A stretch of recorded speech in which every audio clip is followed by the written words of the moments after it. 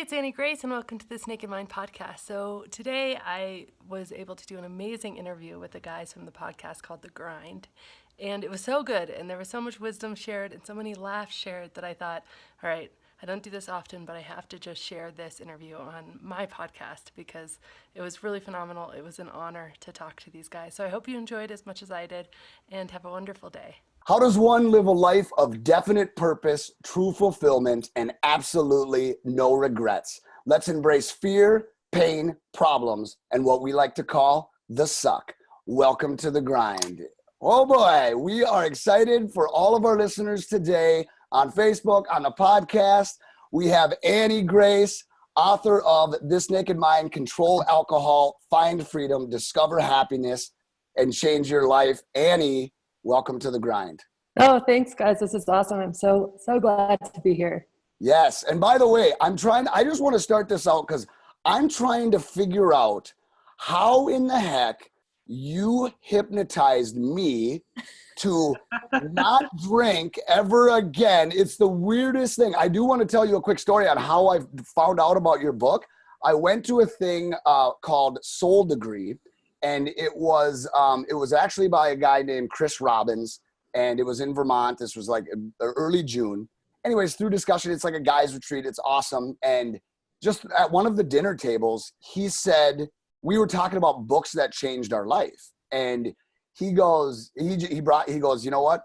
Everybody's got to read This Naked Mind. He goes, I got done with that book, and for some reason, I didn't want to have another drink ever again. And I'm like, that's crazy. Like, okay, that's pretty, profound statement. And so anyways, honestly, I don't know how you do it. And that's why I'm excited for you to share with our listeners. Like, I don't know if there's some crazy magic in there, but you really do. Through that book, I got done with it. And I was like, whoa, okay, I'm done. So what is it? And you kind of bring it up about the subconscious and stuff in the book. And I know Jason, when we were talking last night, he said the same thing. I told him about the book, and Jason's like, I got to read this thing. And then he read it. And he's like, well, I'm basically done too. And it's like, how? So I mean, what the heck? Obviously, a lot of research went into that, but that's amazing that it has that powerful of a what's going on there. Seriously. Well, I mean, it really is at the core, the fact that I had this one moment, and it was this big epiphany that I consciously just wanted to be drinking less. And I had this theory that my unconscious mind had not gotten the memo, that unconsciously, subconsciously, I had all these beliefs that alcohol was like key to enjoying life, key to relaxing, key to having sex, key to networking, all this stuff. And so even though I consciously wanted to drink less, I just had all these beliefs that were keeping me back from that. And when I was writing the book, I was like telling my husband, I was like, I feel like I'm trying to do like brain surgery, like trying to like remove these thoughts and ideas from people. And I don't know if it's going to work. And to be honest with you, I think there probably is some magic in it, in the loosest form of the word, because I remember putting it out there in the first 2 weeks. I gave it to a bunch of my friends, and I was like, oh my gosh, what if it doesn't work?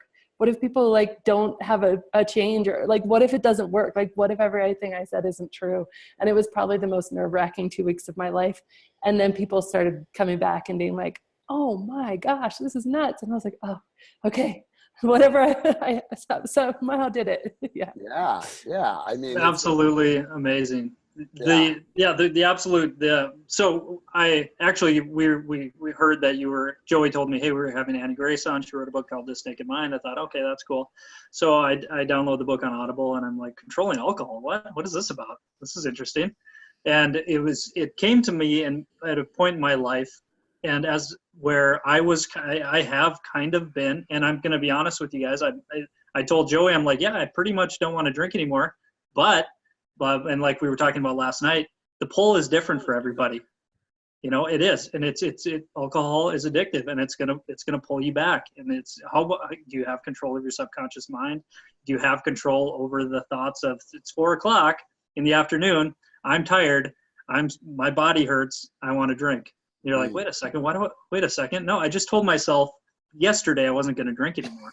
And it's literally like this book came to me in a point in my life where it's probably been a year where I don't drink a ton, but I've kind of started to go down the same path that you talk about in the book of like, oh, you drink a couple glasses of wine. And I started to drink wine, which is really weird. A couple glasses of wine. No, because of the health, because of the health benefits, right? You're like, it's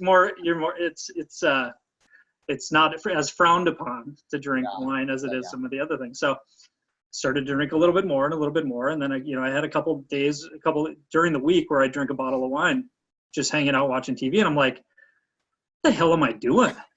You start to question what you're doing.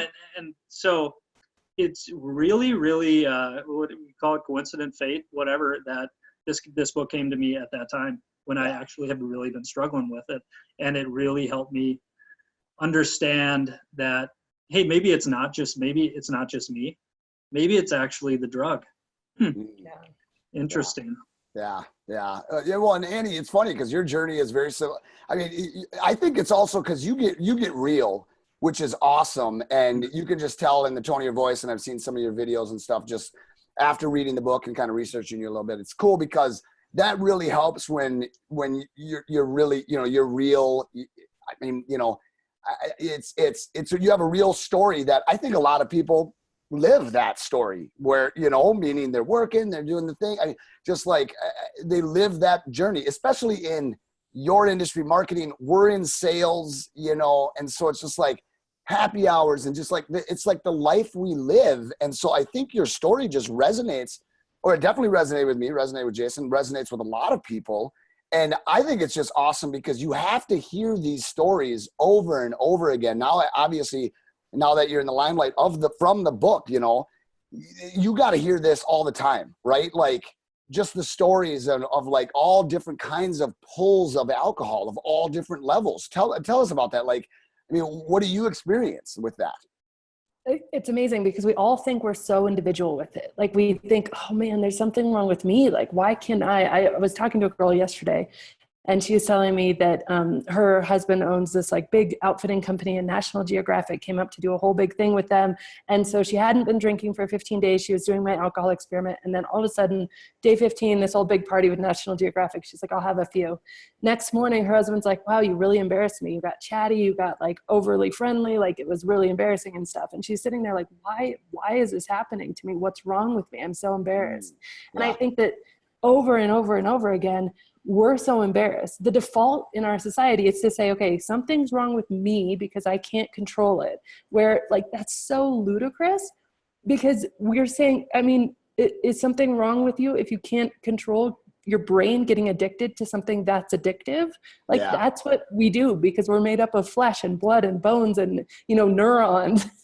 That's just how it works. And so I think it distills down to every single story has just key themes and they're all the same. There's 5 or 6 key themes and they're all the same for all the people, you know, but we're sitting here in these very isolated silos saying there's something wrong with me. I'm somehow different than all my friends. And you break this down, by the way, forgive me because I keep trying. Sometimes people have asked, of course they'll ask you about the journey and I screw up when what the heck is the word you use for because I only have the audio book. The chapters where you break down liminal. What is it? Liminal. I keep saying it. I've said it like 10 different ways and whatever. Anyways, well, because people ask me, I say, some of these common myths of like you said, each person's journey. You don't want to like simplify it this much because obviously everyone's journey is kind of complicated, but they all have these like 6 or 7 kind of like, they're all in the same thread of some kind, and it's interesting because, I will tell you just real quick for my own thing is that like, I didn't make it a thing. That's what's the other kind of cool thing is that like, after I read the book and I'm like, well, you know what, I guess I'm done with this, and I also didn't make it a thing, which is kind of cool. I wasn't like, all right, everybody, I'm done. And it's going to be this huge thing. It was more just like, no, well, I'm just not. What's the best way? It's the best way. I'm just not going to participate. And I used one of your lines last night. It's funny. So we had a team event. We went to a big Minnesota United soccer game. And one of my really good buddies, because of course I'm not advertising this, but I'm at the soccer game, not drinking. And he's like, so dude, like, are you not drinking? And I'm like, and I just love, because I think in the end of the book, you bring up lines you can say. And I really latched onto one because I just love it. I was like, oh no, dude. I was like, yeah, alcohol really wasn't doing me any favors. So I decided to quit. And he's like, You know, he kind of just like, just was like, oh, that's interesting. And then like his wife was like, what do you mean? Like, you're not drinking? I'm like, yeah, no favors. So I just stopped. And then like our conversation moved on. And I was like, that Annie Grace, like she just saved me from like going down this path of like, you have to like explain yourself, you know, but again, don't people, that's also people's fear, right? Is that like, oh my gosh, like if I make this a thing, now everywhere I go, I have to explain myself and whatever. How have you seen, I'm just curious, like, because that's probably the hardest journey, is just like the peer pressure, just all these things. Like, you know, you give some really good tips in the book as far as like how to combat that. But I suppose, is that where a lot of people, I mean, not, I don't want to say fail, but where they're just like, I'm just going to like, screw it. I feel too pressury. So I gotta dive in and have a drink. Right. Yeah. It's clear to me, like you guys have like so much confidence and persona and stuff. So when you come across like that, those people are walking away thinking, oh my gosh, like he's like a superhero. like how did he do that? Because we all think about quitting from time to time, or what would be like if we weren't drinking as much, or man, we regret last night's hangover. I mean, that happens to everybody. Yes. So if you're like, yeah, no favors, just quit. They're like, who is he? Does he walk on water? How, like the strongest mental person I've ever met ever. Right. Yes. But yes. I think when you don't come across with that confidence, it opens up, because there's two ways people can look at it. You're a superhero. You've done something I could never do. Or what they like to do, because it makes them feel better about themselves, is pity you. So if you open up any like, oh, well, you know, trying to quit. Yeah. I was just, you know, drinking too much, and just got the best of me. And then like, okay, I know how to handle you. You fit in my pity bucket. You're one of those people who just can't handle it. Lucky me, I get to keep drinking. Whereas what you did, they're walking away like, dude, okay, that's interesting. That's cool. He's still happy. Wait a second, you know? And so I think it's a really different dynamic. And I try to just give people the tools to like not fall in, because people like to pity other people, because then they feel good, right? But if you come across like that, I mean, you might get aggressive people who are like, well, wait a second, like you can't tell me it's not fun. And you know, those people are dealing with the most inner turmoil about their own drinking. You know, when they get really, I remember I had people after I wrote the book and it came out and everybody knew, and people would walk up to me at a party and they would just come outside and just, you know, I just drink for these reasons. I just drink at these times. And everybody all of a sudden was telling me all the reasons they drink. And they're just, I'm like, I don't care. That's cool. Whatever you want to do, you right. know, but I think that people have such internal dialogue that they want to really defend and express and kind of find some peace with their drinking. And those are always the people that don't have peace with their own drinking. Oh, that's interesting. Mm-hmm. Yeah, that's interesting.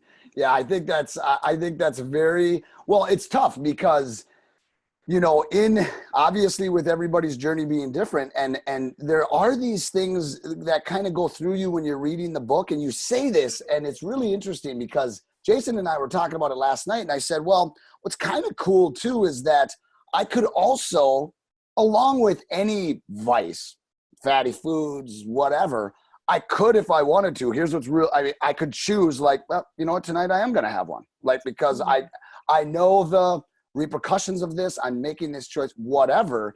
It's kind of not like a, hey, do or die, or you bring up AA a lot and how they, what's the statement they say? Everybody has to say, you know, I'm Joey and I'm an alcoholic or whatever. And it's not that though. I think one of the questions I have for you, and one of the points of the book is you wanted to be free from the pull. You didn't want to have to live the rest of your life sacrificing and not being able to drink, or you're, you know, going to a party and being, oh man, I'm not gonna drink at this party. I'm probably not gonna have any fun, and just, you know, or trying to avoid situations where alcohol was present. You wanted to be free from that. Can you dive into that, the philosophy of that? Because that is one of the biggest pieces of the book that really caught me. And I thought, you're not necessarily, you're not missing out on anything. It's more of a mindset shift, right? Yeah. So I have a 1-year-old daughter, and I'm going somewhere with this, but I have all these colored pens, and I love colored pens. And so she gets a hold of a colored pen, and they're dangerous for a 1-year-old. And as soon as I start to take it from her, she holds on so tightly, and she screams and yells and gets really pissed, right? But if I just distract her with something else, then I can very gently take the pen away. And that's how our minds work. And so this idea of I'm never going to drink again, it is in direct opposition of how the human mind works. I do not say I will never have another drink. I say, like, I can drink whenever I want to, and I just haven't wanted to in 4 years. And like, that's true for me. And as soon as I say, oh, even when I'm 90 and my great granddaughter is getting married, I'm not going to have champagne at her wedding. Like, I'm destining myself to that thing. Like, I just grab the pen, right? And so I don't want to be grabbing the pen. I want to be peaceful about the pen. I don't want the pen to be important in my life. I want it to be like small and irrelevant. And so I just have really tried to work with how the mind works. And the mind works that we don't deal well in absolutes. And by the way, if you say, I'm never going to drink again, guess when you know you're successful? You never will. When you're dead, you never will. Yeah. Totally. Yeah. Well, so because, it's interesting. I can't remember who told me this once, but it's kind of the same thing when you're on a diet and you say you go to anything or whatever, and somebody's like, hey, here's this awesome piece of chocolate cake. And you're like, oh, I can't. And it's because so as soon as you say I can't do something, like it's kind of admitting like it's that restriction or whatever. But when you're like, oh, no, I don't eat chocolate cake right now, right? It's kind of like your brain being like, no, I don't do that. I don't associate with myself with that right now. It doesn't mean like down the road or whatever. So it's weird that you, again, hypnotically, I don't know how you do it, but it is. It's like this. It is almost like a brain hack in a way, like, because like your brain will kind of almost sabotage you, and you're going to get all screwed up. So it's a brain hack, really. And I want to dive into the part where you spoke about, because I've done this, you spoke about the 3 a.m., waking up at 3 a.m., regretting, why did I drink the night before? And then you're like, I'm totally done. I'm done drinking. I'm not going to drink anymore. And you have to go the next day hungover and you feel like crap and you're tired. And then by 4 or 5 o'clock, you get in that same cycle. And how many of us go through that same exact thing? You wake up that hangover and you're like, oh man, that was stupid. What was I thinking? Why would I do that to myself? And then by 5 o'clock, you fall into that same routine and that same pattern. Can you tell us a little bit about what that was like for you? And then just dive into the idea of, once you just make that decision, I'm going to give this up, all of a sudden you desire it more. And you crave it more, when you're going through that addiction phase or whatever you want to call it. So yeah, I lived in that place for a really long time, longer than I care to admit, probably a few years, of completely divided, like two people living in my head. The one at 3 a.m. who was making these promises, who was definitely never going to do it again, who was so mad at myself, so much disappointment. And then the one at 5 p.m. who was like, whatever, no big deal. Everybody's doing it. And by the way, I love drinking. So like, I firmly believe that I love drinking and firmly believe that I hated drinking. And I have this theory that internal conflict, that cognitive dissonance, it's like at the source of a huge amount of stress and pain. And guess what we do as drinkers to relieve stress and pain is we drink. So it's like this perpetual cycle that's really intense. And so actually, when I had this theory, I had this moment, I was in the train station in London. I was like, oh my gosh, I think this has to do with my subconscious mind. And I decided in that moment to stop trying to stop drinking. And it was a big aha for me, because that cycle was keeping me incredibly stuck. Number one, I didn't believe myself anymore. It's like the little kid who, don't hit your sister, don't hit your sister, don't hit your sister, but the parent never actually enforces the rule. I told myself, don't drink every single day for probably 1,000 days in a row, and never actually did it. So I just didn't believe myself. I had no credibility, no credit with myself, no ability to say no to myself. And number two is I just repeatedly created that forbidden fruit syndrome. And I said, it would be a totally different experience if I didn't have these two different humans living in my own head, if I could unite them together under one common thing. And I believe that I could do that by really educating myself, because I remembered so vividly, like there was a time in high school I didn't need alcohol to really have a good time. There was just a time when I didn't need it to when you were younger, relax, when you were a when I kid, was a you kid. talked about that when you in the book, and that was huge for me. Yeah, you look at our kids, they're like, they're cool, right? They don't need it. I just talked to like 5 18-year-olds who didn't really drink about this whole thing, like giving them the knowledge I wish I would have had. And they're like, wow, this is amazing. Like, I had no idea it could actually steal my ability to feel joy. Like, what? Like, how is that, and that's what happens. And so I don't know. It's just this, so I stopped trying to stop is the bottom line. And then I took a year of like no rules on myself, no rules. And a year and then the rest of my life with no rules. But that year I was like, no rules. All I'm going to do is commit to learning. That's it. Yeah. And that's how the book works. And that's how like any program works, is like at the beginning of the book, I said, do not stop drinking. Like, don't do it. You're just going to make it worse. Right. Read the book. That's your only job right now, is to read the book. And then by the end, you can make your conscious decision. Yeah, when you talk about continuing to learn too, I actually finished that book, and I was on Instagram, and an ad came up for Audible, and the book called Breaking the Habit of Being Yourself popped up, and I thought, this is interesting. And so I just decided to buy it and started to listen to it that same day. And basically the book is about the difference between your conscious and subconscious mind. Exactly. So it dives in deeper into that idea, and into meditation practices of actually breaking the habit of being yourself. And from that book and from reading your book, I actually started to meditate and started to actually try to break some of these bad habits that I have, which are plenty. And so, but it's just crazy how you talk, continuing to learn, right? So that's my journey. Well, that's because I'm like, you go down you read that initial book, and then, that's interesting that this book popped up. That sounds interesting. Listen to that whole book. And now I'm like, okay, now I'm on a journey where I can actually meditate and try to break some of these cycles inside of me. And Amazon, here's the thing. Amazon knew. They're like, I know they did. You think Annie Grace changed your life? Check this one out and check this one. That's how they do it, But here's the thing. It is funny though, and Annie, that you said this, because I do love how in the beginning, because you go into it with this expectation, like, what's this book going to be like? And then you're like, all right, everybody, don't stop drinking. Like, you kind of almost say it like not flippantly. You obviously were very purposeful with that, but it kind of catches your attention. Like, well, okay, well, I guess I'm not going to. I'll just kind of keep doing this, doing this thing. But pay attention to yourself is what you talk about. Pay attention to your habits, pay attention to your routine, pay attention to your thoughts, right? Because here's the thing. I'm assuming you have used this hack, this way of combining the two brains after you did this research into multiple different things in your life. And maybe not, but I can see how you could take the same thing and be like, okay, well, this totally works here.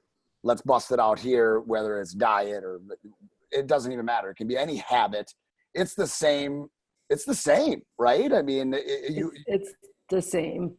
I do caution people to be really gentle, because we have this thing again, the human brain says, I'm doing this one great thing, so let me go ahead and start waking up at 5 a.m. and running 10 miles and doing yoga every day and meditating. And and then we set ourselves up for failure, because it's just impossible.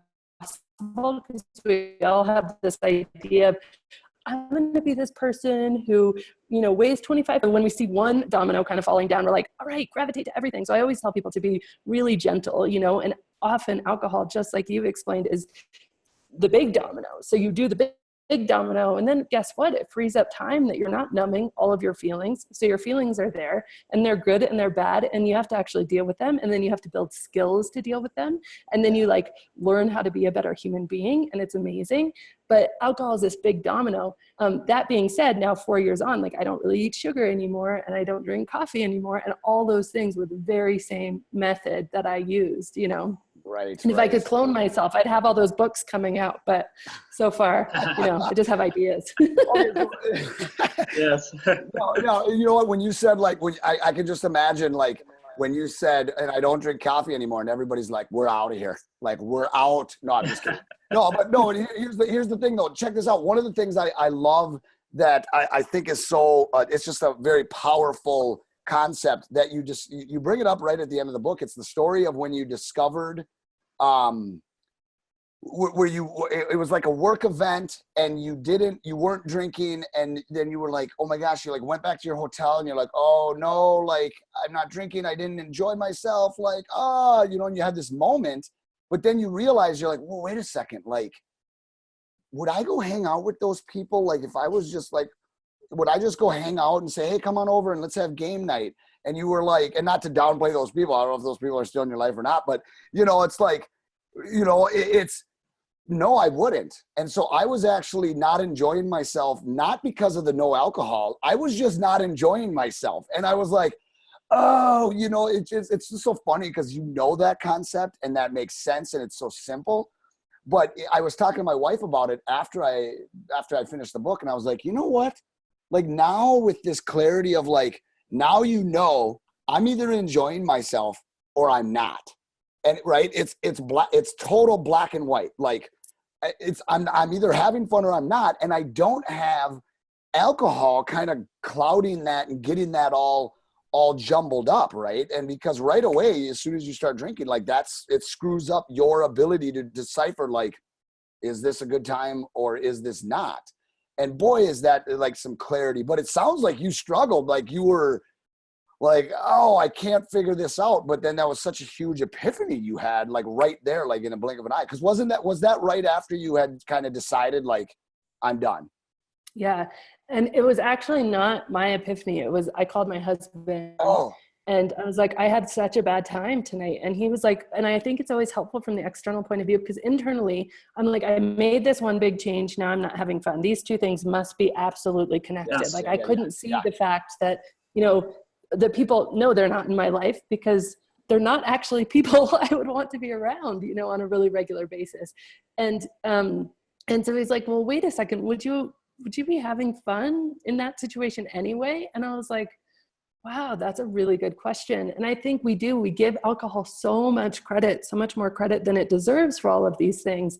But the truth is that, a lot of times, like, you can tolerate a lot when only half your brain is there. I mean, alcohol by definition slows down your neurons' ability to like communicate with each other. So it slows down your brain's ability to think and process information from your senses. And so without you being able to quickly process things, the amount of stuff you can tolerate that is not all that great is massive. Yes. And I mean, it's sometimes people end up getting out of really unhealthy marriages once they stop drinking, because they're like, wow, I am not going to tolerate that abuse anymore. I'm not going to tolerate. And I hear all of these sorts of stories, and it's beautiful, but it's so intense for the person because they're like, alcohol did this. I was like, no, alcohol put you in a situation where you compromised yourself as a human being, and I have women too who say, well, I don't know how to like go have sex on, I was like, do you want to be having sex on the first date? Really? Is that what you want for yourself? And they're like, well, no, but I just can't do it anymore now that I'm not drunk. I was like, well, that's a really good thing. And guess what? Talk to me 5th or 6th date when you do have sex. Yeah. And let me know how it is. And then I get a call back and they're like, okay, this is amazing. Like, oh, that is so awesome. I mean, that is so awesome. That's why, what year, okay. So, what year did you write this, by the way? So, cause it was published in 2015. I wrote it 13 and 14. Okay. Published. Okay. So you're kind of 3 years in post book. Those stories, just hearing those, because what's interesting is along with life, sometimes you can just ask a very good question, like you did for that, like, well, do you actually enjoy that, or like, do you want to do that? And then it's like, no, and then you kind of just like silence, like, okay, well, there's your answer to that, and everybody is so it's weird because you come from if I remember correctly, you come from a marketing background, right? Yes. All marketing. So here's the thing: this is the travesty that Jason and I and other people that have read this book and I've kind of discussed with. That's almost like the mammoth we can't fight, right? I mean, you're fighting like this militia. I mean, right? You're like the militia right now, fighting this like guerrilla war. Because how do you stop that? Because I also started recognizing after reading it, like, oh my gosh, like it's everywhere. Everywhere. You can't get away from this billions, I don't know how much you said, and it's probably more since you wrote the book, I don't know, but there was like billions of dollars go into tricking us like, you need this. Like, you need this to enjoy yourself. You need this this is the, what do you call it? The elixir, like. The elixir of life, yeah. The elixir of life, like, how do you combat that? Or don't you, or I guess it's one person at a time, one podcast guest. I mean, right? I mean, is that almost an insurmountable thing to tackle? Yeah, I think I got real discouraged at first because I had all this knowledge and then I'm walking around like, oh my gosh, like, like, what is happening? How is this happening? You wake up from the matrix and everybody's still in there and you're like, unplug. Yes. Anytime somebody does a matrix analogy, it's the best. I'm just immediately in love. Absolutely. Yes. Absolutely. So I think, and I try now, I just try, just to be like, we have to go through it to get out of it. You know, drinking is increasing at an all-out rate, and more people are waking up to the fact that it's not making them happy anymore, that it's not doing what it said on the tin, like it's not delivering the goods that all of these advertisements promised it would. And, you know, we think we're immune to these advertisements because we think, okay, that's stupid. You know, I'm not going to drink that bottle of tequila and have a threesome. But it isn't really the conscious that it's working on. It's a subconscious. And alcohol is the single largest ad spend category in the US, occasionally beat out by motor vehicles, but mostly it's alcohol. And that's because it works, you know. So the most heartbreaking one I saw 2 days ago for the first time, and I will throw Target under the bus, is basically in Target now, you get your cart, you open up the child seat, and there's a decal of a glass of wine, or a bottle of wine laying sideways. So basically, subliminally, it's saying, hey, mom, wouldn't you rather have a kid here or your wine here than your kid? Number one. Number two, it's so specifically targeted at moms during the most stressful part of their day, shopping with their kids. Wow. And it's like, and I see all this because I was in the industry. Like, I was in the industry with the psychologists and this, you know, people who would go in and say, how do the human brain work? How do the behavior work? How can we get people, cut them where they're already down, where it's deepest, so that they will buy? And I guarantee you wine sales are up at Target. It's genius from a marketing perspective, but it's. That is. Well, and I suppose it's interesting when you say that it's very, all marketing really is the subconscious. I mean, it's tackling the subconscious, because you're right. I mean, you see these, like right afterwards, I saw like the sexiest like bourbon billboard, and it was actually like so dumb. And I'm just like, right. And I'm just like, this is so, I mean, like, it doesn't even make any sense.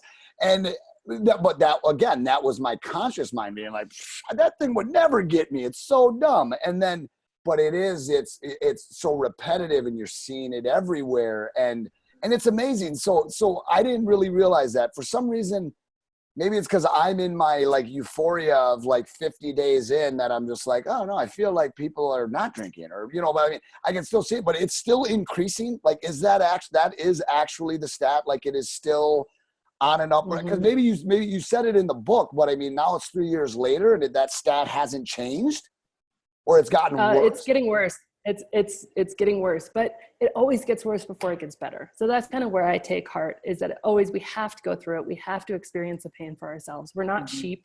We can't just be told, okay, this is bad for you. I mean, prohibition did not work for a reason, because in America, we value personal freedom above pretty much anything else. And so that's never going to be the way, right? So I think the way is, for me, for you, is that just not walking by that sexy bourbon advertisement and just like dismissing it, walking by it and saying, taking the 15 seconds to say, oh, wow, like that's crap. That's intense. How much did that cost? Must be working, you know, and just bringing that into your conscious mind, and it smashes it in your unconscious. I mean, the unconscious is so beautiful, because all you have to do is bring it up to where you can consciously manipulate it and think about it, and then poof, disappears. Yeah. That's the magic part. Well, and I like the analogy to the tobacco industry, because it's very similar. It's an addictive product that's not good for you. And that's now heavily taxed.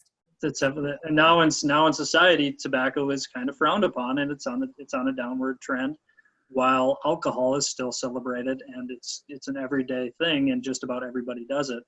Whereas 50 years ago, everybody smoked cigarettes. So it does correlate. And what are your thoughts about the future of alcohol? Yeah. You feel like there is a path where that could actually happen in America with alcohol? Yeah, I do. I think it will be different. I think it won't be as, I think it will be a lot more people waking up to being much more mindful. And I think it's going to happen with the majority. And interestingly, according to the CDC, only 10% of people who, what they say excessive drinkers, and that's like 8+ drinks a week, are chemically addicted. So it's not, we have so many resources in the recovery area for, you know, people who are in that 10%. We have rehab. It's like a humongous industry. But like, we need to talk to the 90%. We just need to get the 90% who are drinking, but just to start talking about this and questioning it. Like, if we're sitting down and we're both trying to be in keto, we'd talk about like the carbs, right? But we wouldn't talk about the fact that alcohol is going to cause cancer or whatever else. Like, we just need to have that conversation, you know? And I think, yeah, it does start at a very individual level. And I think that's like the most powerful thing, because we're in a point in human history where a guerrilla tactic like this has more media ammunition through, hello, we're live on Facebook right now, like than ever before. Yep. So human to human, what's happening is like, you know, it just gives me chills. Cause I mean, I'm going to live in the space that this is going to get better. That's huge. Sure. That's huge. And you know, and here's what's hard though. And this is more of like a personal thing, because a lot of the times when I read something like this, you know, and we obviously have this podcast, we talk about self-development, and, you know, we're both entrepreneurs. And so like that roller coaster and stuff like this, I love to get really excited and latch onto it and be like, all right, that's it, you know? And I'm like, you know, and all of a sudden you kind of caution this a little bit in there, like, don't be busting out the, like, you know, cause it's really easy to be like, all right, that's it. Kendall, my wife's name is Kendall. Like, Kendall, you got to read this book. We're done drinking. Everybody that I know, you need to quit because this book. And then they start asking questions. And of course, I'm not Annie Grace that did all this research. So I screw it up. I was even screwing up the liminal word. Like, so then I sound like an idiot. Then I'm sitting there arguing, trying to, you know, it's almost like you have to model it. You have to live it. You have to choose to be like, hey, this is the decision I'm making. If someone asks, kind of like when Chris, we were just talking about impactful books, and he was just like, This Naked Mind, I didn't want to have a drink after it. And it was awesome. And like, that was actually the end of kind of at the end of the conversation. He didn't say like, you know, somebody was like, well, why? Well, because it's a poison. Well, but it's got phytochemicals, or, you know, and it's like, then that battle continues. So is that how you kind of suggest, like, I mean, just for our audience, like, hey, if you do decide to read This Naked Mind, because it is amazing, you know, read it, enjoy it. If you decide to take something and do something with it, don't go there, because that could come off. I mean, is that a battle you can't win, I guess, is what I'm really saying here. Well, so basically, I mean, I did it from like very painful experience of, you know, talk about being the ultimate evangelist for it all, because I was Annie Grace and I could articulate all the information, and it still didn't work. Yes, okay. I remember spending 6 hours by the pool with my best friend trying to convince her to not drink. We are still best friends, okay, but good. Because she's super graceful and nice. And it was awful. I mean, I remember somebody coming up to my husband and being like, what's it like to be married to the anti-alcohol evangelist? Oh gosh. And oh no. Yeah, it was bad. Yeah. So that didn't work. I tried that for a year and that didn't work. And so finally I just totally backed off, and I was like, whatever, you know, I'm just gonna talk to the people who are coming towards me, instead of trying to force it on people who are not coming towards me, or coming towards it already, who are asking questions already. And then I'll be super open. And then fast forward, my best friend who I was just talking about, 4 other girlfriends from college, we just went to a Pink concert. Guess who had a drink? 0 people, 0, none. Nobody had a drink.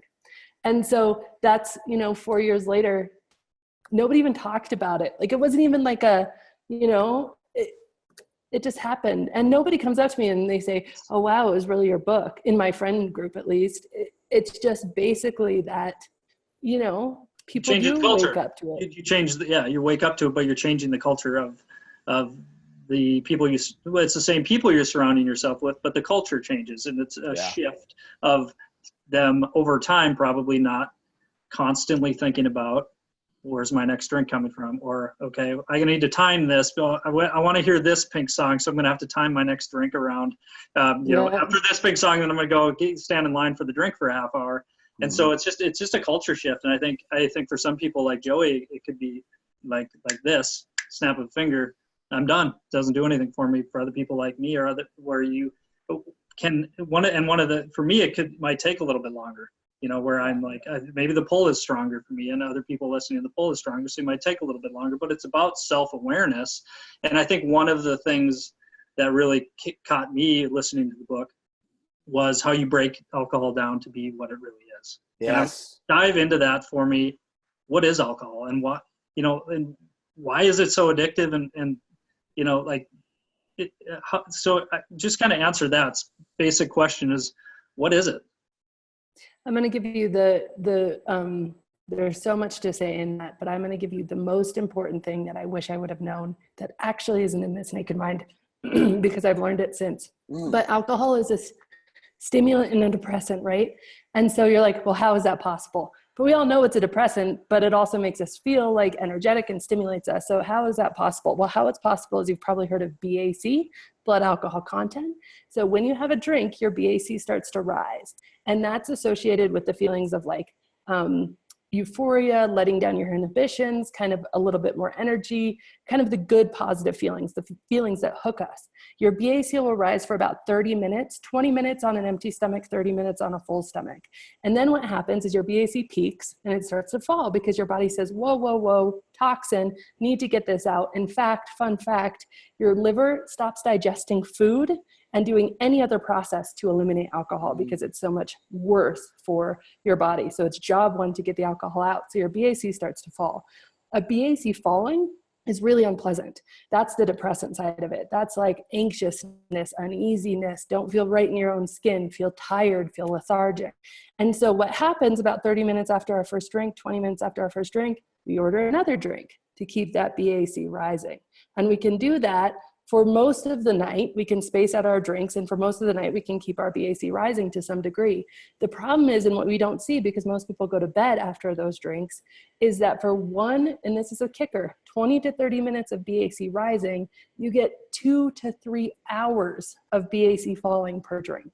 But it mostly happens when we're in bed, and then we don't feel great the next morning. We don't feel great for 3 or 4 hours in the morning. We feel much worse, but we don't associate it. We don't associate the fact that we're anxious, we're uneasy, we're uncomfortable, we're tired, we're lethargic. Even if we're not, we associate, sure, the nausea and the headache, because yes, we know that's a hangover, but all the emotional stuff we don't associate with alcohol. And so you are literally trading 20 minutes of pleasure for 2 to 3 hours of feeling pretty shitty.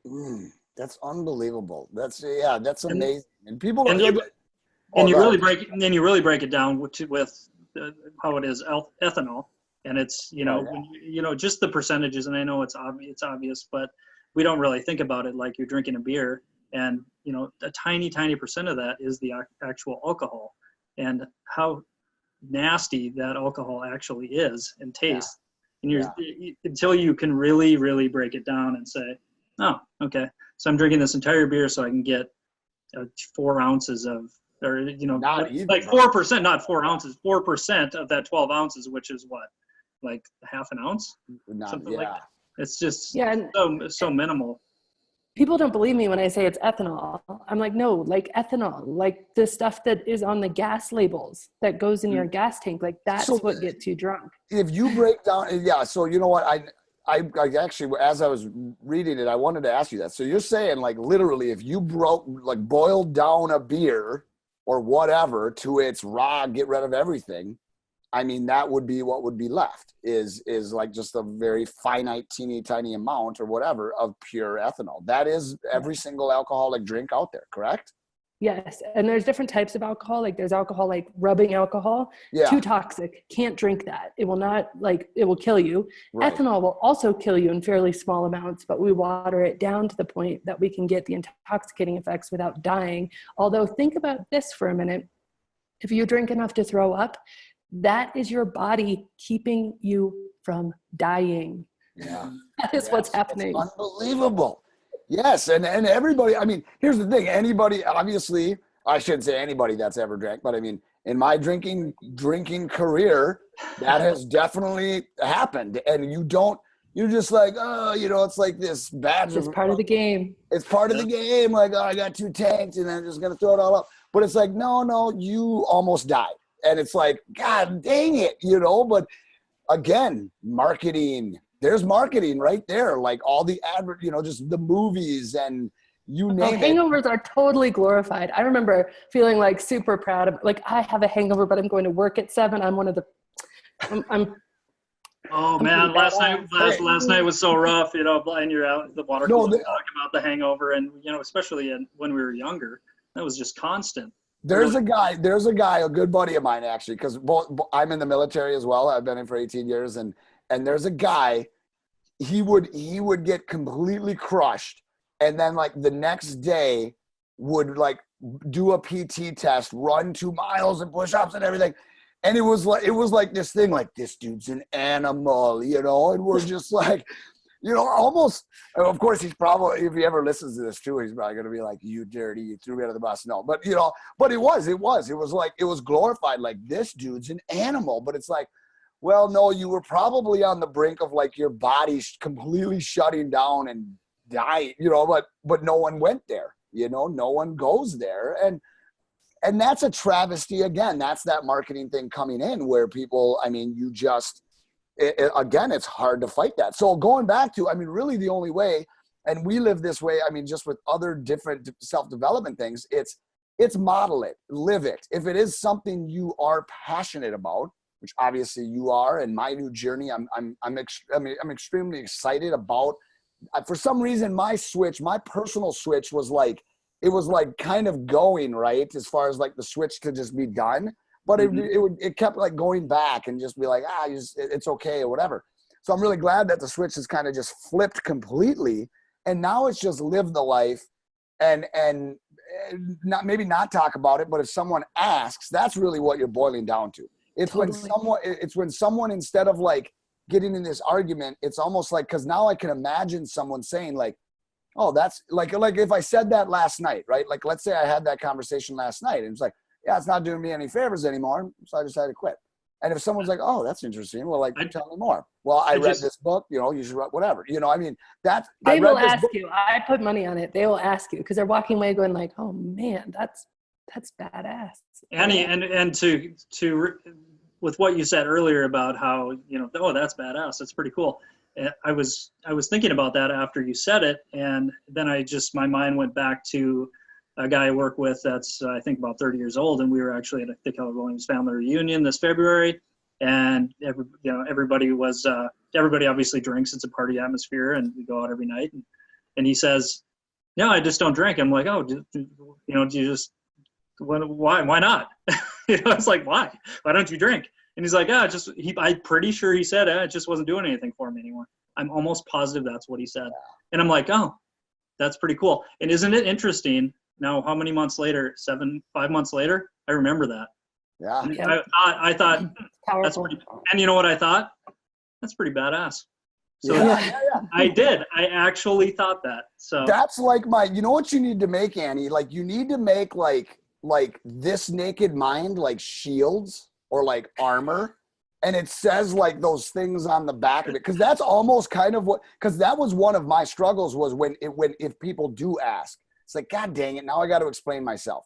But now I bust out this one liner and it's almost like this naked mind, like force field comes up and the conversation ends. Unless they do say, oh, tell me more about that. That sounds interesting. Oh, okay. Well, here's my journey. Tell just a little bit of the story. And it's almost like I just want to have copies of the books and like, hey, before we get into any discussion, like, let's do this, read this. And then like, I'm going to set an appointment in a week. We'll talk about it, because you've already done all the hard work for us, right? I mean, you've done the research, you've done the debunking all of the myths and all of that. And that's why I think this book is so exciting. You're 3 years. By the way, is there like Is there a part 2? Is there a, what are you doing? Like, what are you, because we only have a little bit of time left. I know I think you do a lot of speaking and seminars along with it, but what's phase 2 of this, or is there one? Yeah. So the book went so crazy, it got traditionally published. And so we are publishing a new book. It's called The Alcohol Experiment. So it's kind of even lowering the barrier to entry even more. It's 30-day challenge. It's coming out at the end of this year. Oh, awesome. And there is a free 30-day challenge with lots of like hilarious, like selfie videos from me and stuff. It's pretty, it's good. It's gritty, but it's at alcoholexperiment.com. So if people just want to do like, dip a toe, see what it's like, that's where I'd go, is to Alcohol Experiment. But I want to share with you two things. First of all, my favorite quote is like Mark Twain, and I'm going to butcher it probably, but he basically says, whenever you find yourself on the side of the majority, it's time to pause and reflect.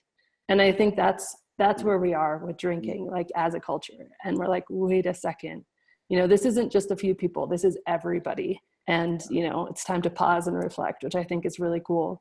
And then the other thing, just like a statistic, and if anybody's listening and kind of like, okay, yeah, well, alcohol's not that bad. Like, I don't really believe it. Like, I think you're, slanting the story or whatever. I just want to kind of share a statistic because I find it really interesting. So we talk about this opiate crisis, and it's tragic and it's heartbreaking. Yep. And it's real. But illegal drugs, all of them combined, kill 22,000 people per year. Prescription drugs, including all of the prescribed opiates, all of them combined killed 24,000 people per year. Alcohol kills 88,000 people per year. It's more than twice the amount of all illegal and prescription drugs combined. And so the fact that it's not being talked about, it has to do with how heavily it's taxed, how much industry is around it. Most businesses, restaurants would go out of business if they didn't have the alcohol sales to keep them in business. We are very financially intertwined in this, and but at the sacrifice of lives and health, and not even talking about the secondhand, things of 70% of suicides have alcohol in the blood. 75% of child deaths from abuse, the parent was drinking. Stuff like that. Not to put a total downer on it, but I know there's people listening because we have this thing in our head like, but I love alcohol, but it's my friend and blah, blah, blah. And so I just want to kind of share, like, we're not making it up. It's not just me going on a crusade, No, that's real stuff. I do want to, before we wrap up, Annie, talk a little bit about, and ask the question about if somebody offered you X, would you quit drinking? Oh, yes. So this is a great question. This is my favorite part of the whole book. Yes. Is just think about this for a minute. If somebody offered you $250,000 to never drink again, would you do it? What about $500,000? Would you do it? Could buy yourself a pretty good house? Would you stop for $500,000? And if you are like, oh, that would be tough. There's nothing else that you wouldn't probably just on a dime. I would never eat eggs again for $500,000. I would never eat apples again. I would never drink soda pop again. It would be really easy. So that's just a symbol that there's something happening chemically inside your brain that is more than I just like the taste, or it's just fun with friends. And so it's just a little red flag for you. Oh my gosh. Annie, this has been unbelievable. So grateful. I'm so grateful for Chris for recommending the book. So grateful that you were joining us. I know you got probably back to back, and you give, the cool thing is you're busting out the guerrilla warfare, right? You're in Colorado, but guess what? Now you're in the Midwest, right this second. And so it's just really awesome that this Naked Mind, you've impacted so many lives. And you know this, and you still are. And I suppose everyone that you hear about, I'm sure you're like, you love it. And it's just really incredible. And then you said alcoholexperiment.com, correct?